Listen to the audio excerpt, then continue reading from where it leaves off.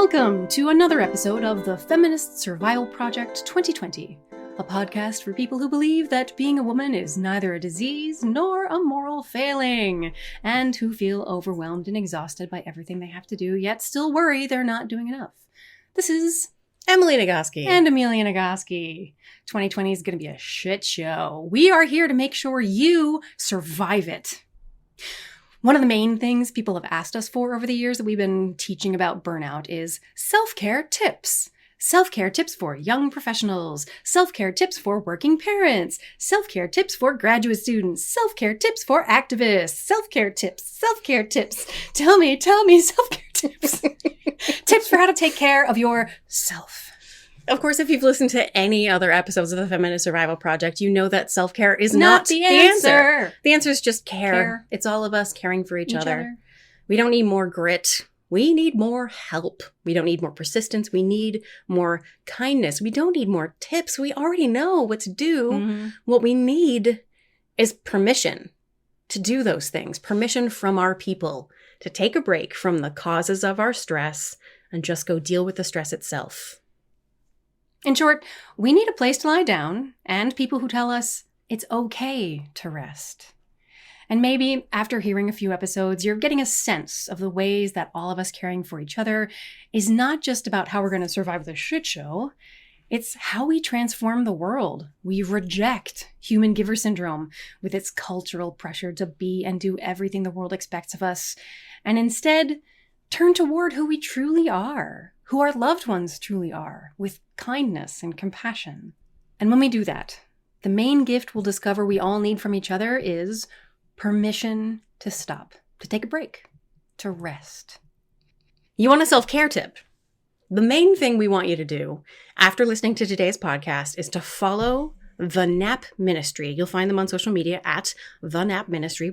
We've mentioned Trisha Hersey, the Nap Bishop, before, and her work is the ideal embodiment of what we'll be discussing in this episode and the next one. The timing here is great because she took the month of November off social media because rest is the revolution and she lives it as well as teaches it. And now she's back, refreshed. It's a great time to follow. This is Emily. I'm also a patron on Patreon, and I highly recommend that if you have $5 or $10 or more bucks a month to support a creator who's changing the world in what we think might be the most revolutionary way, I invite you to join me in supporting this work. In fact, if it has crossed your mind, how can I support the Feminist Survival Project? The way you can do that is to give money to the Nap Ministry. I got to meet Trisha and see her speak at an event in Chicago in 2016. She was almost literally preaching to the choir with me. I had already written the chapter on rest in Burnout. I heard her and I was moved and inspired and jumped to my feet in applause at the end by the way she talked about rest as reparations. What the Nap Bishop does is create collective public napping installations with Black people resting. It's commentary on and action against white supremacist, exploitative, capitalist grind culture. She says, we don't want a seat at the table. Fuck the table. The table is full of oppressors. We want a blanket and a pillow down by the ocean. We want to rest. She says, there is deep power in taking a break, honoring your body, and actively participating in your deprogramming from grind culture. We have been brainwashed to be violent towards our own bodies by pushing it to exhaustion. Resting is not evil. Capitalism is. She says it's not your fault. All of culture is supporting sleep deprivation and grinding as a badge of honor. Reaching your goals does not have to include killing yourself via exhaustion.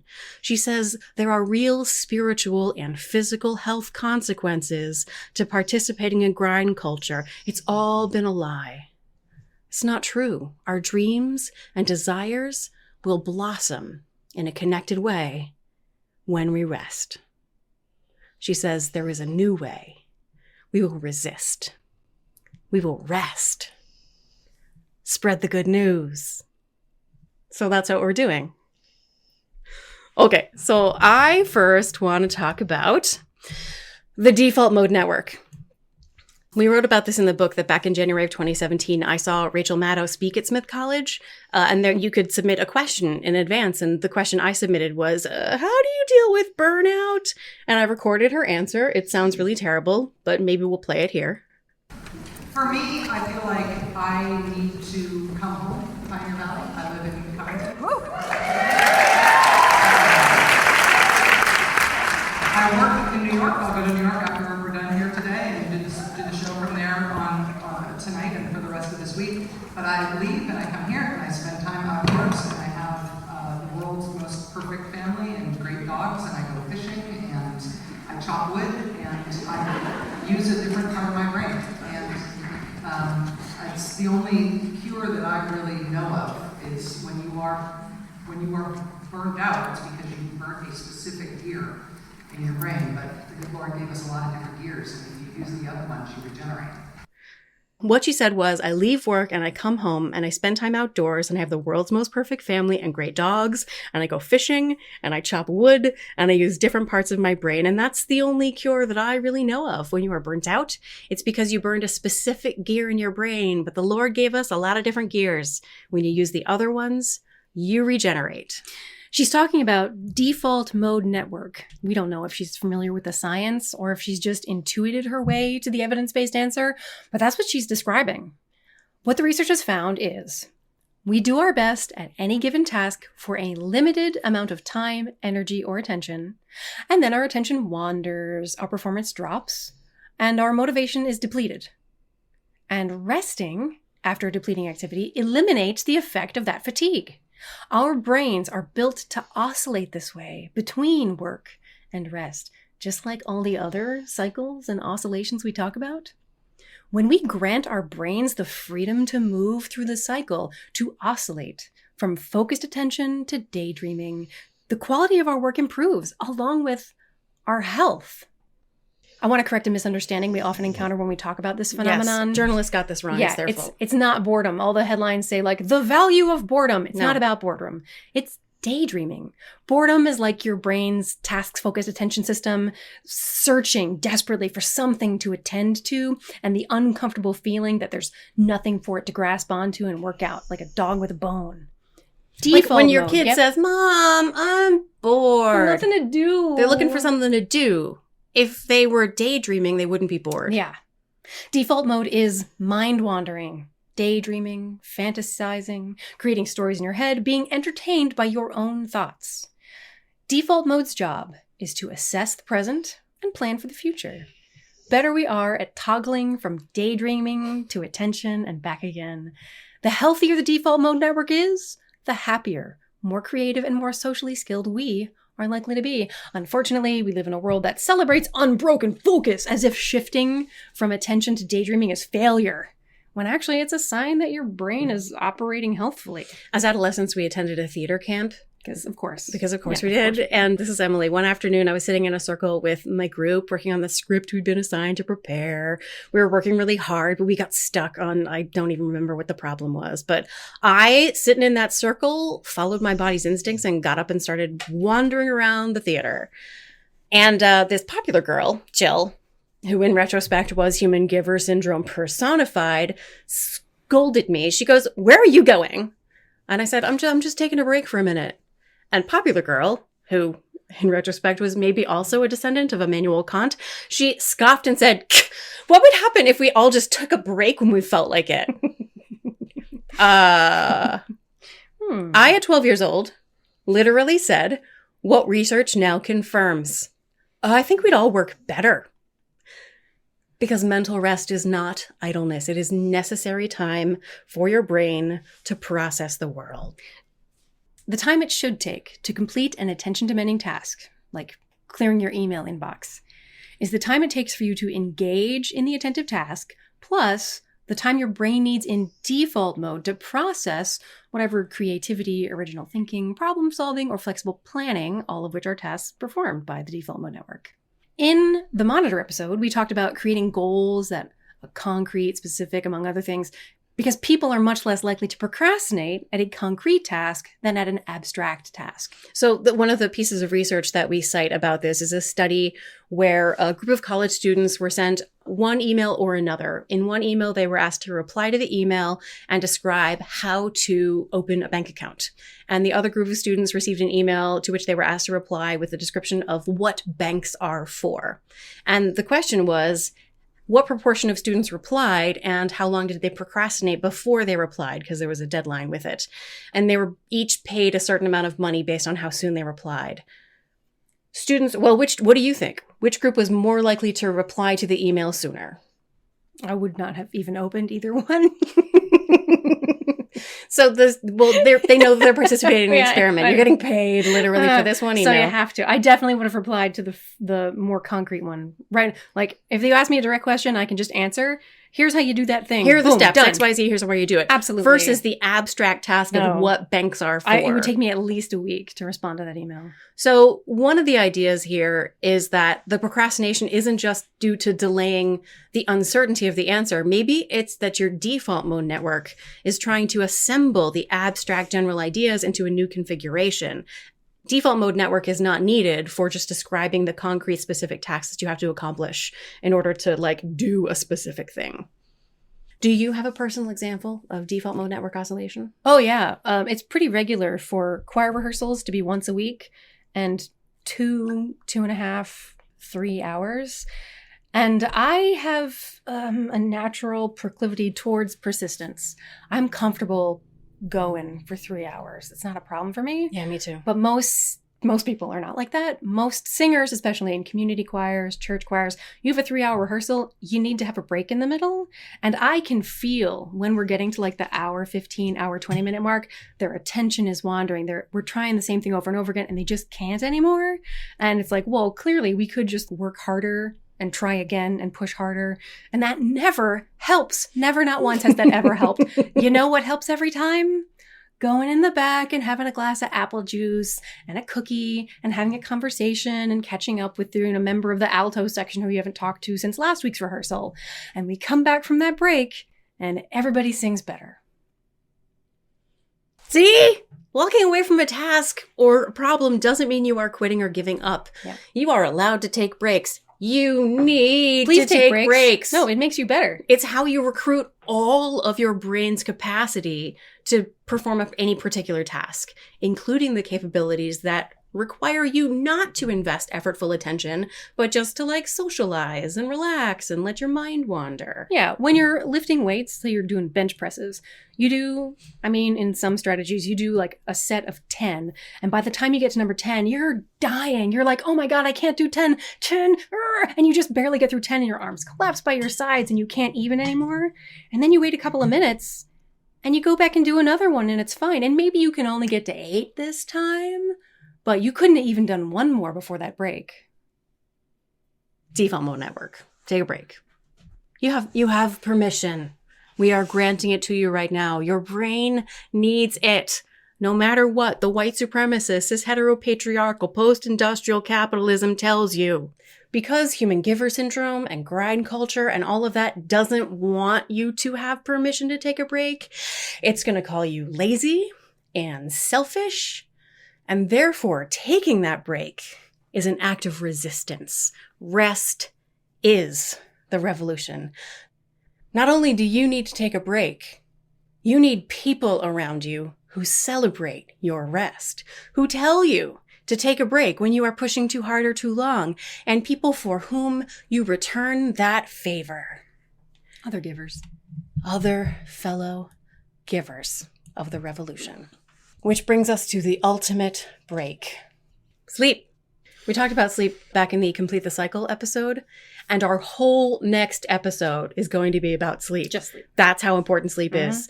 In the Stress Response Cycle episode, we talked about the 3 essential factors: your sleep quantity, your chronotype, and what I call sleep density. Sleep quantity is just the number of hours your body requires. For most of us, between 7 and 9 hours, typically something a little over 8.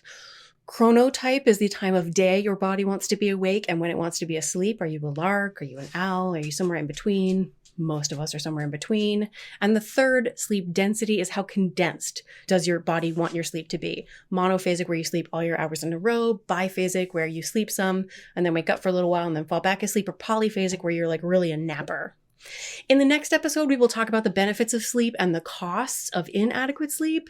And we'll talk about strategies for getting great sleep. But in this episode, we are here to talk about how rest is the revolution. So we're going to talk about the barriers to sleep, the social barriers, because it's not like you don't already know that sleep is good for you. Yeah.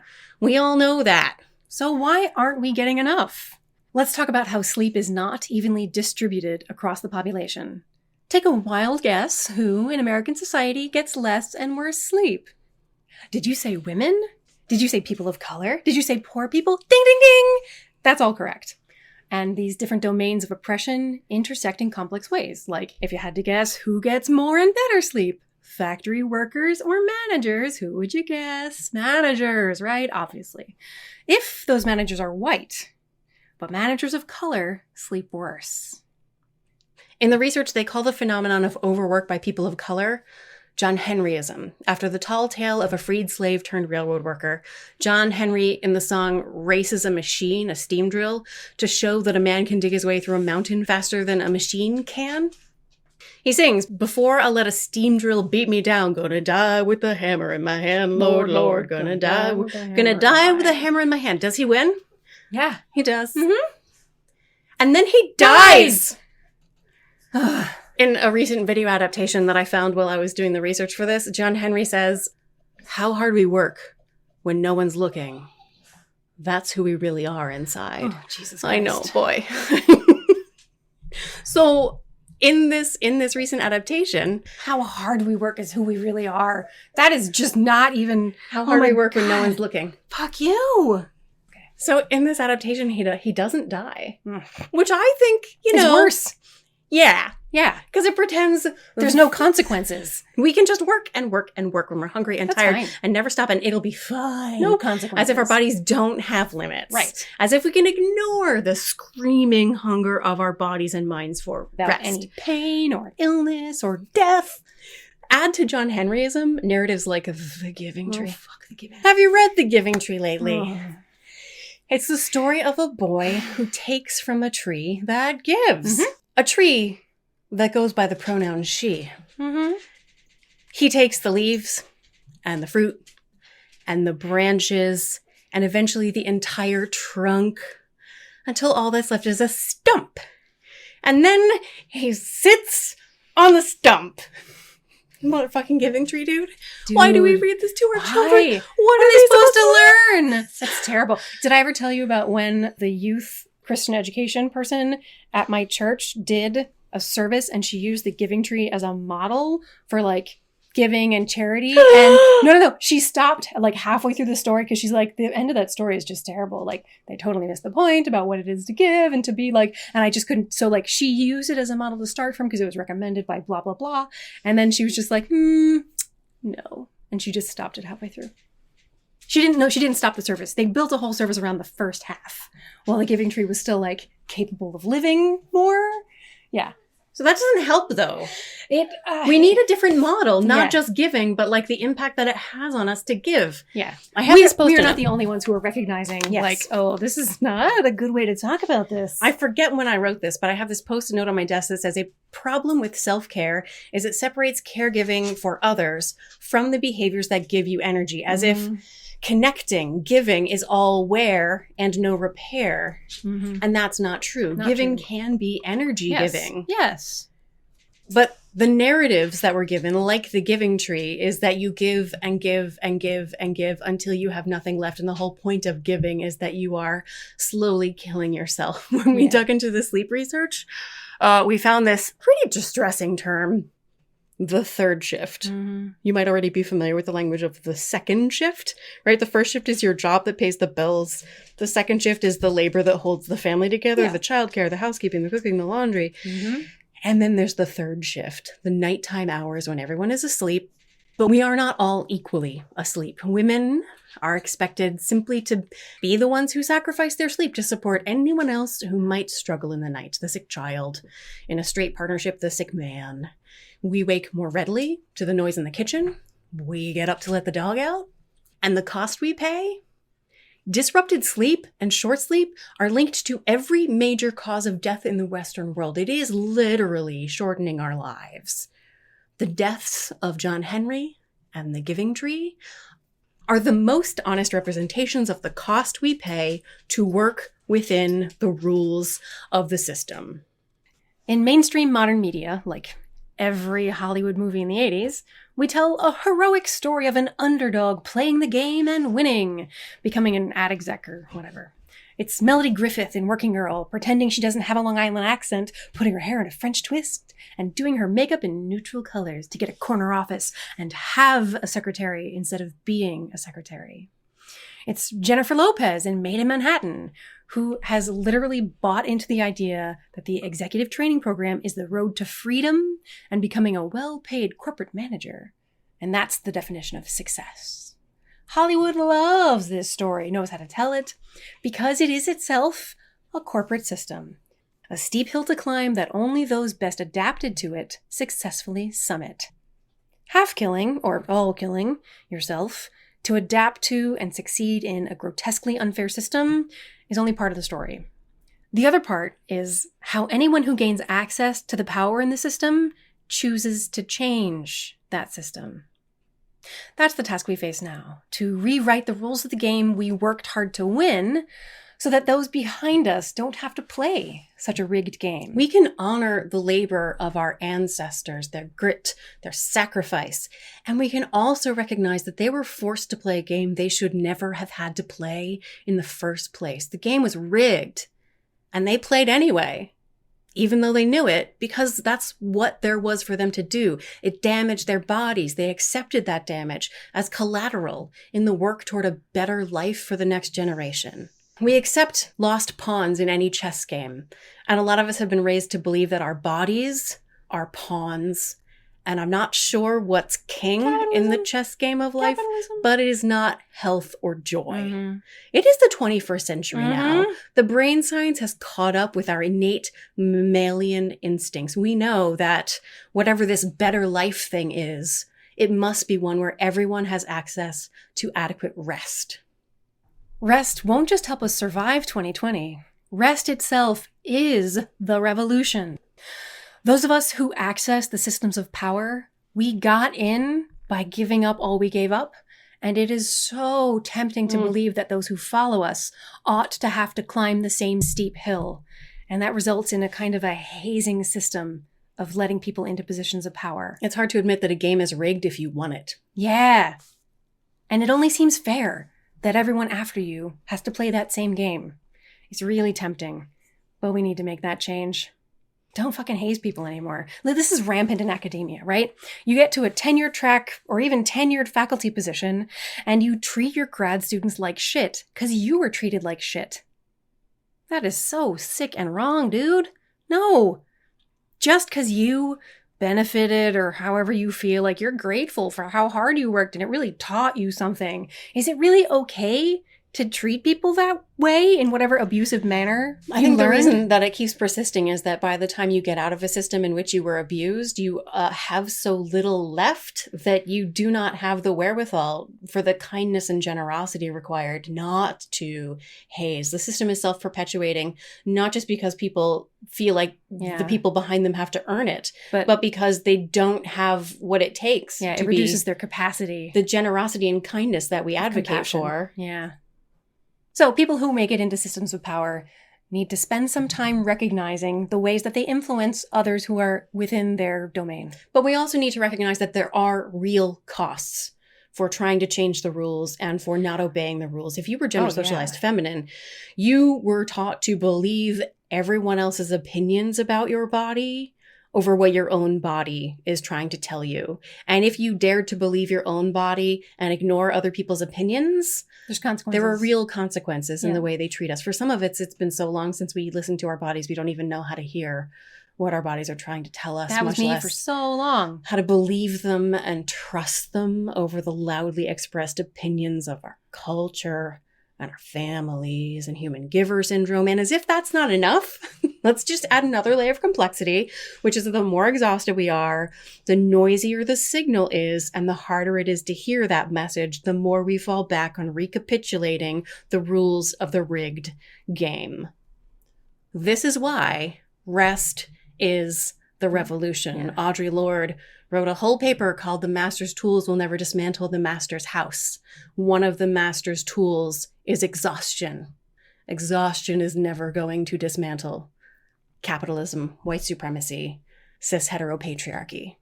Rest and supporting and loving each other in our rest is what will dismantle the power structures. And right now, we're listening to this, saying this, and we're all feeling like, yeah, rest is resistance. We're going to do this. We're going to change the culture, and I'm going to get a good night's sleep because I deserve it, because I am human and all humans deserve it. And I'm going to rethink what I ask the people under my jurisdiction can do. And then in like 20 minutes, you're going to hear a commercial on TV or read a story, and it's going to be about how valuable self-sacrifice is and how important it is to give up things for other people. And it's going to start chipping away at this message that we're built up right now, and existing in that continuing cycle of fighting the message ongoing. That's exhausting too. You know what you need? A good night's sleep. And people around you who celebrate the fact that you got a good night's sleep. Yes. The last thing we're going to talk about is the thing that happens when you actually do get adequate rest. Suppose you go into your workplace and you say, hey, I got 9 hours of sleep last night. Do people go, good for you? High five. That's awesome. That's great. Do they celebrate it with you? No. Or do they say, that's so self-care? It's so important. It's so good for you that you got. I mean, I was up until 3:00 frosting the cupcakes for Becky's birthday party. But good for you. So good for you. Good for you. Selfish bitch. Yeah. How dare you? So if you change only one thing after listening to this episode, let it be just noticing all the ways that your brain goes automatically to ideas of exhaustion as a virtue. Mm-hmm. And just notice that.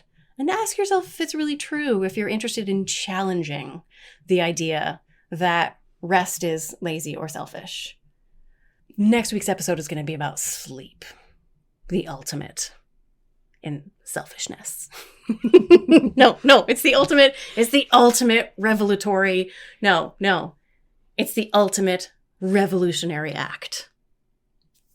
And that is this episode of the Feminist Survival Project 2020. If any of this was written, it was written mostly by Emily and a little bit by Amelia. To the extent it was produced by Emily's marital euphemism. And if there's any music, it was written by me. Self-care. What's the self-care tip song? Self-care tips. Self-care tips. Gimme self-care tips.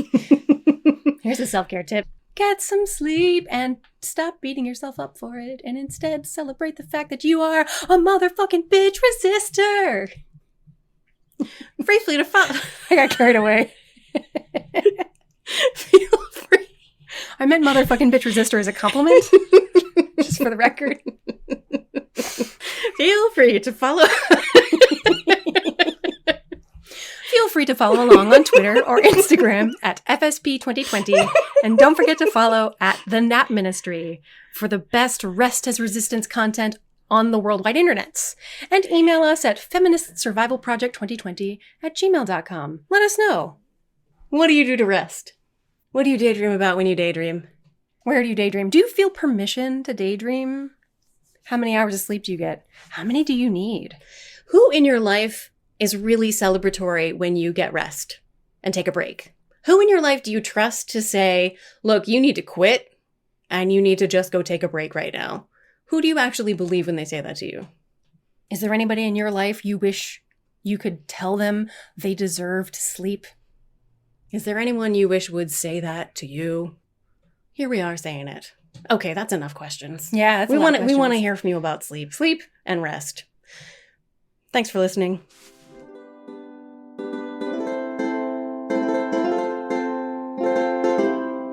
Self-care tips. Tell me self-care tips. Tips for how to take care of yourself.